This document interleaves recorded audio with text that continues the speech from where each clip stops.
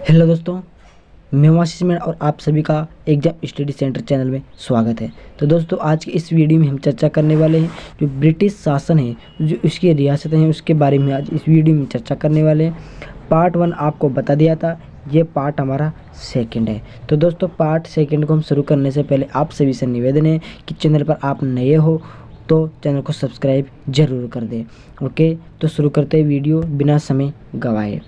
Okay, तो हमारा पहला प्रश्न है आज का कि वर्ष 1978 ईस्वी में लॉर्ड वेलेस्ली द्वारा प्रस्ताव सहायक संधि को स्वीकार करने वाला सबसे पहला भारतीय शासक कौन था? सहायक संधि को स्वीकार करने वाला भारत का सबसे पहला शासक कौन था 1998 ईस्वी में? ओके, तो उनका नाम था दोस्तों हैदराबाद का निजाम। कौन था दोस्तों? हैदराबाद का निजाम। ओके दोस्तों, अगला दूसरा प्रश्न देखते हैं। भारत का गवर्नर जनरल का वह वायसराय था।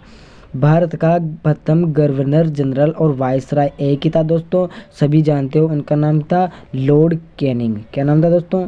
Lord Canning. ओके दोस्तों, अगला तीसरा प्रश्न है। तीसरे आंग्ल मैसूर युद्ध को रोकने के लिए टीपू सुल्तान ने अंग्रेजों के साथ कौन सी संधि की? तो दोस्तों, उस संधि का नाम था श्रीरंगपट्टनम की संधि। कौन सी? श्रीरंगपट्टनम की संधि। बी इसका बिल्कुल सही उत्तर हो जाएगा। ओके पर दोस्तों, अगला चौथा प्रश्न है। राज्य से क्या है? राज्य से हड़प नीति जब्ती सिद्धांत किसमें यानी कि किसके द्वारा लागू किया गया था? ओके, तो ये दोस्तों डलहौजी के द्वारा। किसके द्वारा? डलहौजी के द्वारा ये नीति लागू की गई थी। ओके पर दोस्तों, अगला प्रश्न है पांचवा। किस सिख गुरु ने पारसी में जफरनामा लिखा था? किस सिख गुरु ने पारसी में जफरनामा लिखा था? तो उनका नाम है दोस्तों गुरु गोविंद सिंह। क्या नाम है दोस्तों? गुरु गोविंद सिंह। गुरु गोविंद सिंह। ओके, यहाँ पर गोविंद और टाइपिंग में थोड़ा मिस्टेक हो गया। अगला प्रश्न दोस्तों छठा। भारत में वो आ गया, ये रहा। भारत में डाक व्यवस्था शुरू करने वाला ब्रिटिश गवर्नर जनरल कौन था? तो उनका नाम था दोस्तों लॉर्ड डलहौजी। ओके, ये इसका बिल्कुल सही उत्तर हो जाएगा।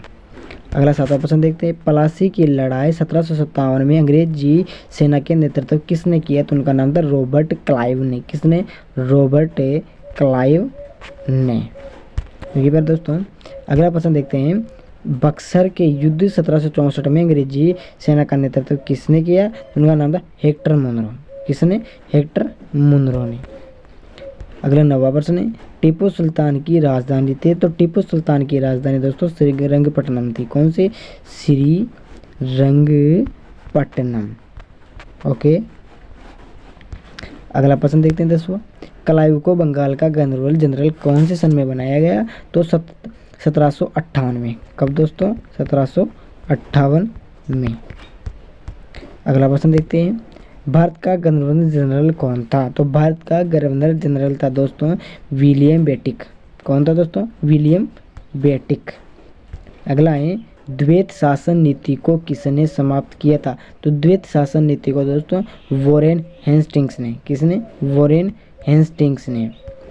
अगला 13वां है। किस सिख गुरु ने गुरु नानक की जीवनी लिखी थी? तो उनका नाम है दोस्तों गुरु अर्जुन देव ने। किसने? गुरु अर्जुन देव ने। अगला है 14वां। सिखों के सैन्य संप्रदाय खालसा पंथ का प्रवर्तन किसने किया? तो उनका नाम था दोस्तों गोविंद सिंह। क्या नाम था? गोविंद सिंह। अगला 15वां क्वेश्चन है।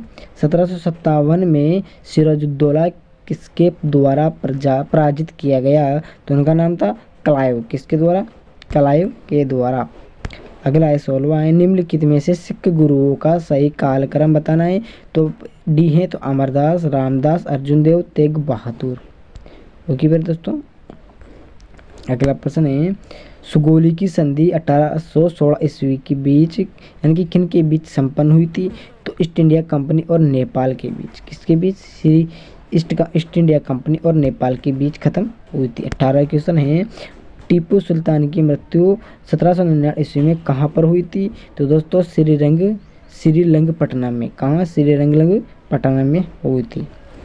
ओके प्यारे दोस्तों, अगला प्रश्न है हड़प्पा नीति के अंतर्गत कौन से भारतीय राज्य कब्जे में किए गए? तो दोस्तों वो किया गया था झांसी, नागपुर और सतारा। कौन सा? झांसी, नागपुर, सतारा, जहानागसा। 20वां है प्लासी का युद्ध 1757 में हुआ था। अत्यधिक ऐतिहासिक महत्व था क्योंकि क्या कारण था? वो कारण था इसने बंगाल में ब्रिटिश वर्चस्व के लिए मार्ग प्रशस्त किया और उसके बाद संपूर्ण भारत पर ब्रिटिश नियंत्रण के लिए रास्ता खुल गया। ओके दोस्तों, 21वां ब्रिटिश सरकार भारतीयों को आधुनिक शिक्षा देना चाहती थी। इसमें उनका उद्देश्य क्या था? तो उनका उद्देश्य था भारत में अपनी राजनीतिक सत्ता की नींव सुदृढ़, यानी कि अपने भारत की सत्ता में भारत के लोगों में अपनी नींव को मजबूत करना था। अगला है प्रशासनिक अव्यवस्था के आधार पर डलहौजी ने किस राज्य को ब्रिटिश साम्राज्य में मिलाया था? तो अवध को। किसको दोस्तों? अवध को किसमें मिलाया था? डलहौजी ने किस ब्रिटिश साम्राज्य में अवध को मिलाया था? डलहौजी ने। 23वां आदि ग्रंथ किसने संकलित किया था? तो यानी कि लिखा था। तो आदि ग्रंथ दोस्तों गुरु अर्जुन देव ने। किसने? गुरु अर्जुन देव ने। 24वां है भारत में आधुनिक शिक्षा प्रणाली की नींव किससे पड़ी? तो भारत में शिक्षा नींव की प्रणाली दोस्तों 1835 के मौकाले के मिनट में।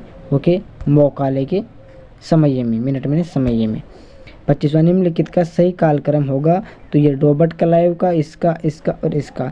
तो दोस्तों इसका हो जाएगा बी 1 2 4 3, यानी कि पहले में ये आएगा, दूसरे में ये आएगा और इस प्रकार से चौथा आएगा और तीसरा आएगा। ओके, 26वां देखते हैं।